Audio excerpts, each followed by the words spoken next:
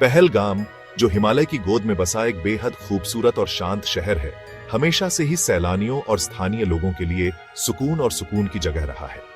यहाँ की वादियां, बर्फ से ढकी चोटियां और बहती नदियां हर किसी के दिल को छू जाती हैं। लेकिन 22 अप्रैल 2025 को इस जन्नत में एक ऐसा काला साया छा गया जिसने सबको हिलाकर रख दिया। उस दिन नकाबपोश आतंकवादियों ने अचानक मासूम टूरिस्टों पर हमला बोल दिया। गोलियों की आवाज ने पहलगाम की शांति को चीर दिया और हर तरफ अफरा तफरी मच गई।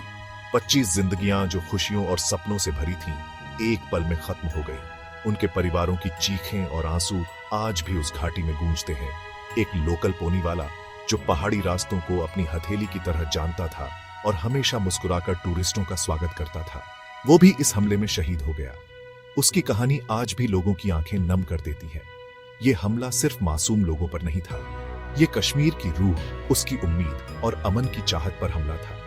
लोग सड़कों पर उतरे, कैंडल मार्च निकाले और शांति की दुआ की। उस दिन चली गोलियों ने न सिर्फ जानें ली, बल्कि कई सालों से बन रही शांति की उम्मीद को भी तोड़ दिया। लोगों के दिलों में डर और बेचैनी घर कर गई। इस हमले की खबर ने पूरे भारत ही नहीं, बल्कि पूरी दुनिया को झकझोर दिया। हर जगह दुख, गुस्सा और चिंता की लहर दौड़ गई। हर कोई यही सोचने लगा, क्या इतनी नफरत और हिंसा के साए में कभी सच्ची शांति लौट सकती है?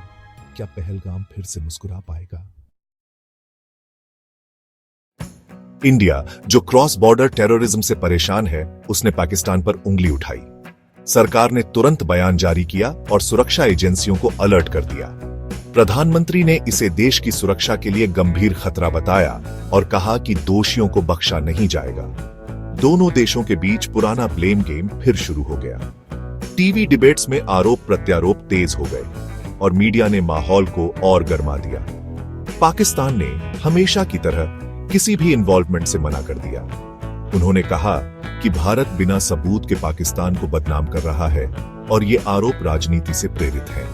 लेकिन ये बातें कई लोगों को खोखली लगी, खासकर जब एक पाकिस्तानी लीडर ने हमलावरों को फ्रीडम फाइटर्स कहकर आग में घी डाल दिया।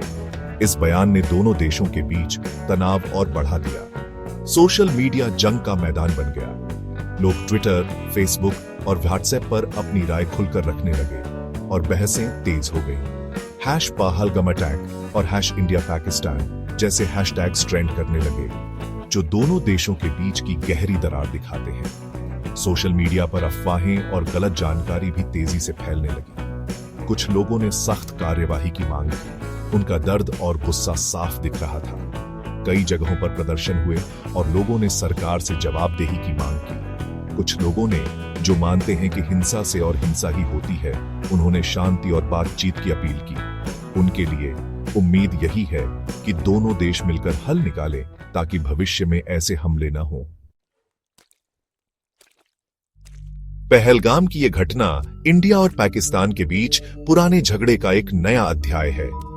पुराने कॉन्फ्लिक्ट्स, कारगिल युद्ध, 2008 का मुंबई हमला, 2019 का पुलवामा हमला आज भी याद आते हैं और सुलह की कोशिशों पर साया डालते हैं। हर हमला, हर हिंसा शक की खाई को और गहरा कर देता है, जिससे सही और गलत की पहचान करना मुश्किल हो जाता है।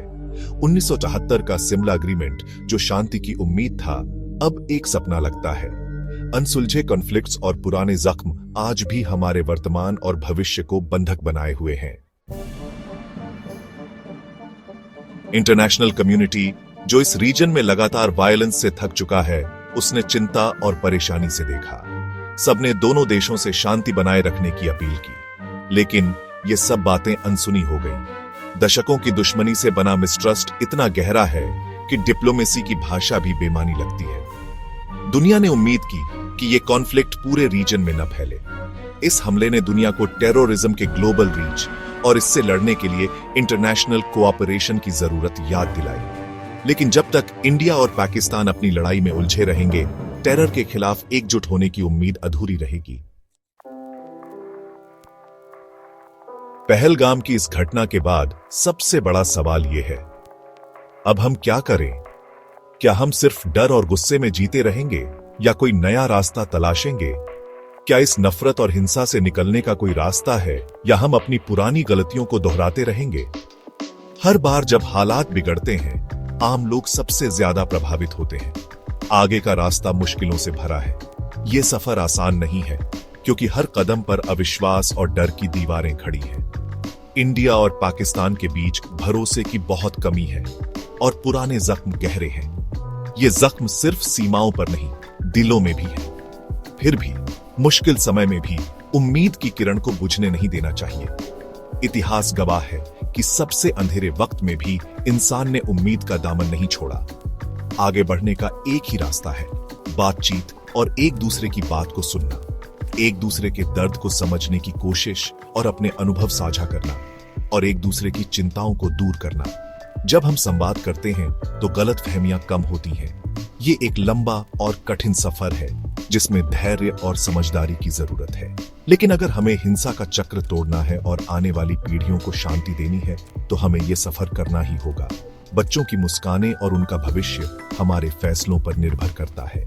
पहलगाम की घटना इस कॉन्फ्लिक्ट की कीमत हमें याद दिलाती है। हर जान की कीमत है और हर नुकसान हमें सोचने पर मजबूर करता है।